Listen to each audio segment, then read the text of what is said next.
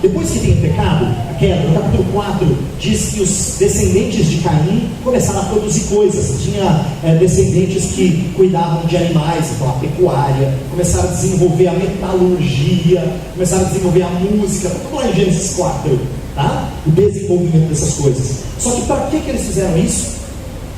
Para atingir poder, fama e autonomia. Porque a ideia é Caim e a sua descendência, eles construíram uma cidade. Mas presta atenção, eu vou contar uma coisa rapidinho para você entender aqui. Construir uma cidade, na Bíblia, é sinônimo de fazer as coisas sozinho. Por quê? Porque na história da Bíblia, quem cria o jardim e no final da história faz a cidade é Jesus Cristo. Ele é quem faz a cidade no finalzinho de Apocalipse. Mas só que Caim e os seus descendentes fizeram uma cidade. O que aconteceu na história da Torre de Babel? Eles queriam construir uma torre que chegasse a alturas portentosas para fazer um nome. Está lá no verso 4 de Gênesis 11, depois você pode olhar. Para fazer um nome. Olha que interessante, essa expressão tem tudo a ver com o que as pessoas pensam sobre trabalho. O que elas querem no trabalho? Elas querem fazer um nome. Só que na Bíblia, escute isso é muito bonito. Na Bíblia, Deus não te dá o direito de fazer o nome. Nome você recebe. Por isso em Apocalipse diz que nós recebemos, aquele que crê em Jesus Cristo recebe um nome gravado em pedrinhas brancas. Você recebe um nome. Não é assim quando a gente recebeu o primeiro nome? Você escolheu o seu nome. Então a ideia de fazer um nome, de atingir a posição e respeito e status, isso não combina com a verdade bíblica. Por quê? Porque nós temos que ser desafiados a crer que Deus nos dá nome antes de fazer um nome. Babel, então, representa os dois anseios natos ao homem: o desejo de identidade e relacionamento, mas a parte de Deus. Por isso que é o retrato das utopias humanas terminando no fracasso. Por que a gente está tão cético em relação a algumas coisas da nossa política? Não é só por causa de corrupção, é porque todo mundo que vem com algum plano mirabolante para tentar botar a coisa em ordem, não dá certo. Isso é verdadeiro de toda a história da humanidade. Por quê? Porque são projetos à parte dos princípios e das verdades de Deus. E feito à parte de Deus, esses projetos são meras utopias humanas. São razões egoístas. Mas e para aqueles que estão desanimados? Lembra que eu falei que tem alguns que são idealistas e outros são céticos? Por que eles são céticos? Porque o trabalho perdeu o sentido para eles. Aqui eu me lembro do livro de Eclesiastes. Eclesiastes é o cara que chupou limão e depois escreveu um livro. Estava azedo, estava muito azedo. Assim, ele não estava gostando das coisas. E ele falou assim: Senhor, é vaidade, Senhor. É vaidade, não passa de... Mas por quê? Ele está ensinando uma lição, ele não está dizendo algo só frustrante. Ele não é alguém que está com depressão, está para baixo, né? Ele não é isso, ele está ensinando uma coisa importante para a gente. Ele oscila entre gratidão pelo trabalho e os seus frutos e uma visão pessimista do trabalho, porque existe algo por detrás aqui. Tem muita verdade no que ele está dizendo. Ele está dizendo que a gente não tem vontade de colocar para fora, mas muitas vezes é o que está aqui dentro. Tem dia que a gente está bem, tem dia que a gente está muito mal. Porque a gente não tem coragem de falar as bobagens que a gente pensa. A gente não está nada bem. E ele externaliza o quê? Veja só, o livro ilustra potentemente a decepção de um cristão que separa o sagrado do secular, o eterno do mundano.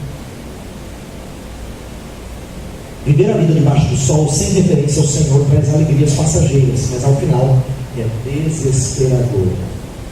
Sabe o que acontece aqui? O tempo todo ele usa essa expressão assim: não há nada de novo debaixo do sol. Lembra? Ele usa essa expressão várias vezes: debaixo do sol, debaixo do sol. Por quê? Porque ele está olhando para a vida como se ela só fosse daqui para baixo. E daqui para baixo é frustrante mesmo. Onde é que o cristão acha a sua esperança em termos de tempo de tristeza? É acima do sol, não é abaixo do sol. Abaixo do sol é ruim mesmo. Mas quando ele tinha só essa perspectiva, ele ficava frustrado. A vida debaixo do sol é muito frustrante quando a gente separa o trabalho nosso de uma perspectiva de Deus. Ele fica assim, vaidade de vaidade. Aí a gente tem que ir para a igreja e falar assim, quando é que a gente aprendeu? Obrigado, Senhor, é sexta-feira, não é assim? Porque a impressão que dá é que só no sábado, mas mais no domingo, você vai ter assim um alíviozinho na sua alma. De segunda a sexta foi infernal. Isso é vida em perspectiva debaixo do sol. É isso? É o que o Eclesiastes está sentindo. É a perspectiva da vida debaixo do sol. Deixa eu revisar aquilo que eu falei rapidamente para a gente ir para a última parte. Criação, então, corrige o ceticismo e as murmurações. Para quem lembra que eu falei, quem é meio desanimado, criação nos ensina o valor do trabalho. Nós somos imagem de Deus. Como refletimos as glórias de Deus ao desenvolvermos e ordenarmos as potencialidades da criação para o bem-estar do próximo. Mas o conceito de queda corrige o otimismo e os sonhos idólatras. Relembra-nos a maldição divina e a dificuldade que temos de transformar o mundo e o desespero do trabalho sem a perspectiva de Deus. Essas duas verdades são importantes, são como dois lados de uma moeda que você tem que carregar consigo, para você não ser cético demais nem idealista. Tá? Mas a última parte, eu tinha que dar algum alívio, senão vocês vão sair daqui. Nós somos remidos. Deus já trouxe para nós algumas coisas da vida por vir. A gente não está lá ainda. Por exemplo, a gente não faz parte do novo céu, da nova terra, da nova criação, mas a gente já é nova criatura. A gente ainda não está livre de todos os efeitos do pecado, mas a gente já tem vida eterna. E o que isso significa, então, para o trabalho? Como é que nós vivemos nessa vida trabalhando de tal forma que a gente sente que as coisas têm outra perspectiva, né? Como é que o Evangelho pode mudar o nosso conceito de trabalho? Então vamos lá para a última parte. A gente já leu Efésios, então eu não vou ler de novo com vocês, mas eu quero agora fazer algumas reflexões em cima do texto de Efésios, para a gente começar a fechar a nossa palavra. Primeiro, Efésios fala uma coisa importante.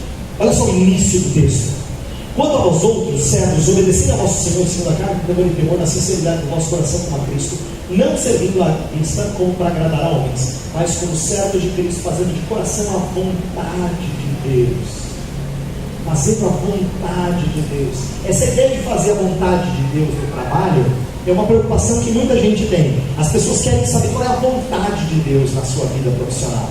Inclusive, eu trouxe um livrinho que é exatamente sobre isso, sobre essa coisa de tomar decisões segundo a vontade de Deus. Mas qual é o nosso engano quando a gente fala de vontade de Deus? A gente quer que Deus nos dê assim uma perspectiva rápida de como é que vai ser lá na frente, para a gente tomar uma boa decisão. Eu costumo dizer, quando eu falo para jovens sobre esse assunto, eu costumo dizer que quando a gente pede para Deus nos mostrar qual é a sua vontade em relação à faculdade, ou em relação ao emprego que a gente deve assumir, é como se a gente estivesse dizendo assim para Deus, não me dê assim para mim, isso dá uma assinadinha, né? Um trailerzinho assim, um minuto e meio, tá bom, só queria ver um pouquinho e assim não toma decisão. E o que eu frustro sempre as pessoas quando eu falo disso é dizer o seguinte: Deus não deu te dar mapa antecipado. Portanto, fazer a vontade de Deus no trabalho não tem nada a ver com descobrir qual é a profissão que Ele reservou para você.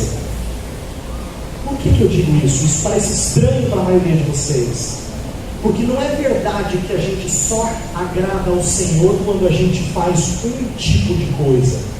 Nós podemos agradar ao Senhor mesmo se Ele nos permitiu ter 4, 5, 6 profissões diferentes no decorrer da nossa vida.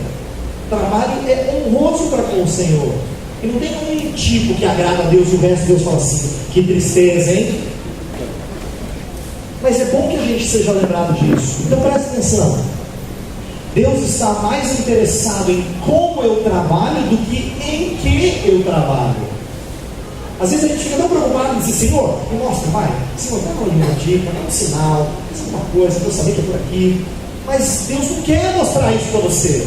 Fazer a vontade de Deus não é isso que a gente está acostumado a aprender, tá? Primeiro, nossas frustrações com o trabalho, lembra que eu falei de Eclesiastes? Não são resolvidas com rotatividade profissional ou encontrar o que eu gosto de fazer. Às vezes tem alguém que está numa empresa assim, está tão frustrado que fala assim, estudar. São os ares, aí aparece uma vaga, um outro local, ele vai e assume. Ai, que bom. Só mudando. Se você está insatisfeito aqui, provavelmente você vai continuar insatisfeito lá. Porque é a perspectiva do trabalho que tem que mudar, não a função. Você pode até achar uma função em que você diz, eu trabalho melhor lá, tudo bem, mas normalmente não é assim que a gente ama. A gente quer se livrar de alguns pesos, algumas responsabilidades, ou alguns ambientes não muito bons, ou algumas pressões que a gente não estava suportando. Mas só que isso não muda a nossa cabeça.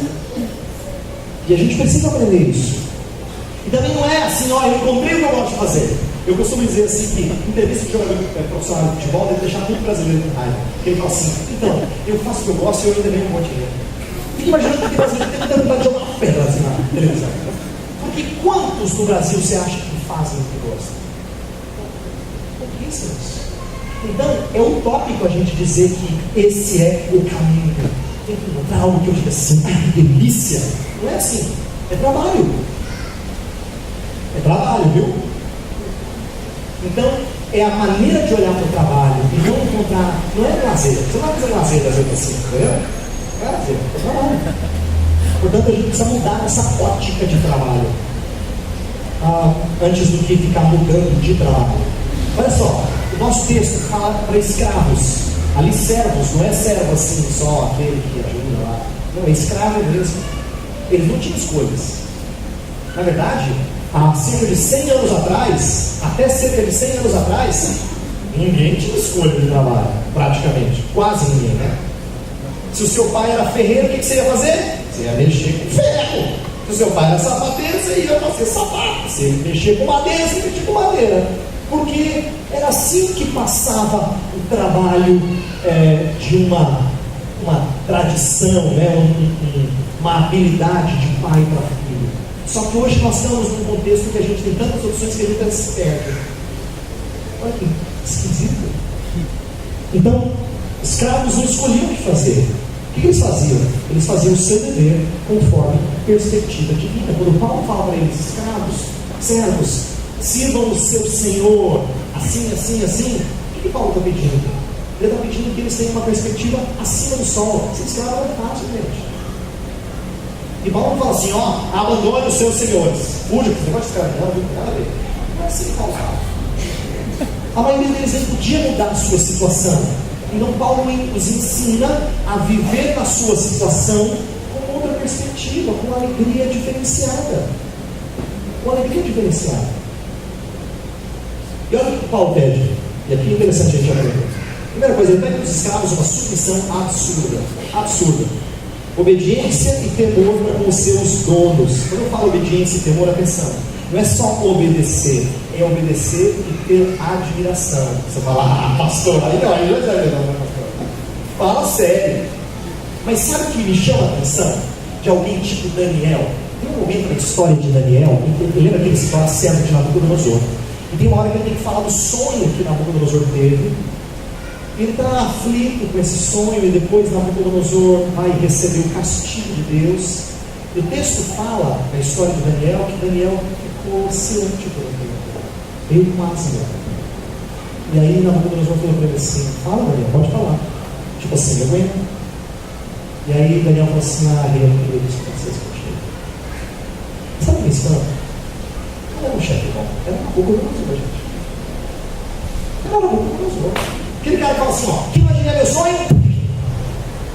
Era esse chefe. Daniel fala assim, eu não queria. Nossa, Daniel, onde você vem? Que planeta, cara? Mas por quê? Daniel aprendeu que os seus senhores eram colocados sobre nós cristãos para que nós os obedecêssemos como se fosse ao nosso Senhor que está nos céus. Essa é uma submissão absurda. Realizar os trabalhos menos interessantes e menos prazerosos com sinceridade de coração e de boa vontade. Como isso é difícil? Quem tem criança pequena sabe que uma coisa é você fazer a criança obedecer, outra coisa é fazer ela obedecer com alegria. Isso é difícil. e normalmente faz um bico desse tamanho, né, para obedecer. O que está acontecendo aí? Está havendo obediência, mas não está havendo sinceridade de coração, de boa vontade. O que Paulo pede na cabeça de qualquer funcionário incrédulo por aí é loucura. Loucura. Mas é isso que a gente prega aqui hoje. O Evangelho de Deus, o que ele é loucura para os gentios. É isso que a gente prega. É assim mesmo, é loucura. Mas o Evangelho leva a gente a ter uma outra perspectiva. O que os senhores deviam fazer? Não pense que é só os escravos que recebiam a ordem de submissão absurda. Os senhores também. Porque Paulo exigiu que o mesmo decoro eles deveriam ter para com os escravos.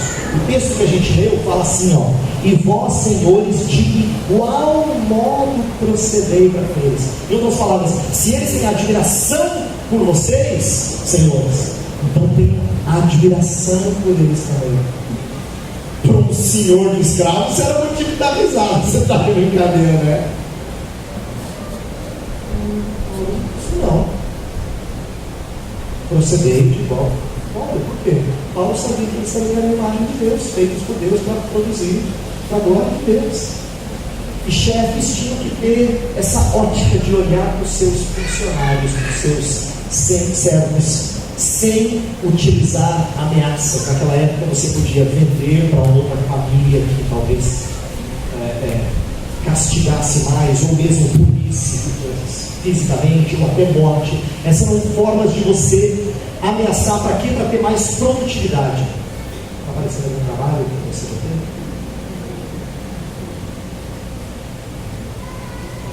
Paulo fala assim: senhores, vamos enviar ameaças para que eles produzam mais. Por quê? Porque vocês dois têm o mesmo papel. Vamos para o final do texto, verso 9, fala assim: sabendo que o Senhor, tanto deles como vosso, está nos céus, e para com ele não há acepção de pessoas. O que Paulo está querendo aqui? O que impulsiona um escravo a servir o seu Senhor de boa vontade, com sinceridade de coração? O que impulsiona um senhor a tratar o seu escravo como se fosse o seu irmão? Lembra Paulo escrevendo para Filemão? Recebe Onésimo, era um escravo que tinha roubado, recebe ele como seu irmão.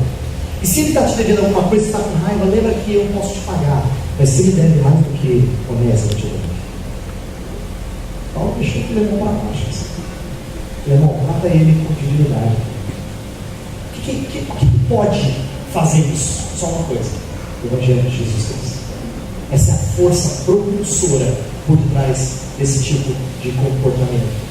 Por quê? Porque o Evangelho apresenta para todos nós um novo padrão. Olha que legal. Tem um trabalho para você. Trabalho para outro. De vez em quando Daniel chegava para o rei, ele falava assim: rei, eu não estou aqui por sua causa, eu estou aqui para o Senhor que falar contigo. É claro que ele servia na Nabucodonosor, mas ele tinha um outro Senhor mais importante. Isso é importante para nós. A figura de Deus é colocada diante de ambos. A mudança de padrão é o que deve mudar a lealdade deles.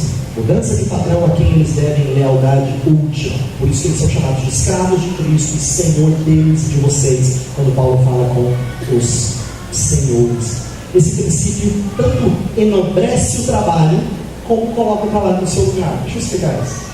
O que eu quero dizer com isso? Se você tem o Senhor Deus como seu patrão, então não importa o que você faz. É a minha coisa. Mas tem um outro lado da coisa. Se você acha que o seu trabalho é muito importante, calma, é só trabalho. É só trabalho. Por quê? Porque na verdade o que você faz aqui é apenas para atender o chamado de Deus para produzir. Então ele coloca o trabalho no seu devido lugar. Não é o que você faz na empresa, é como você, projeto que você apresenta, ou sei lá o que vai mudar, fazer acontecer. É só trabalho. Ele coloca a nossa profissão no seu devido lugar. A grande pergunta que eu faço para vocês hoje é: para quem você trabalha? Isso muda muito, muito a nossa perspectiva. Eu quero fechar com essas mudanças. Que mudanças a gente vai ter que ter para que que eu falei hoje à noite faça sentido. Primeiro, uma mudança de perspectiva. Toda transformação começa com mudança de mente, por isso que eu usei a expressão cosmovisão. Lembra, Paulo fala assim: não vos conformeis com este século, mas transformai-vos pela renovação da vossa mente. Romanos 12.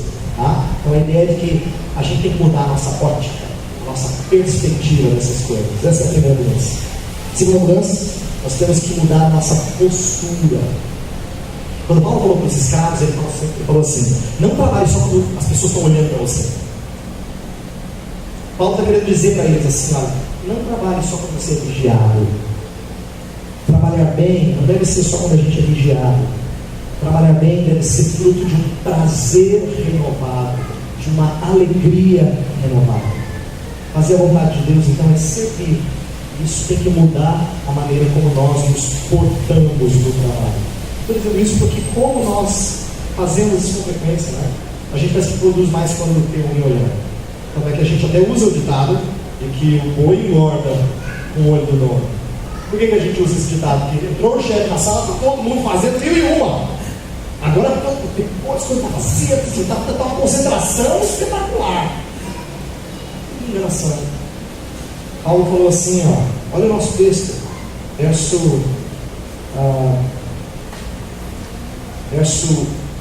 8, perdão, verso 6, não servindo à vista como para agradar a homens, mas como servos de Cristo.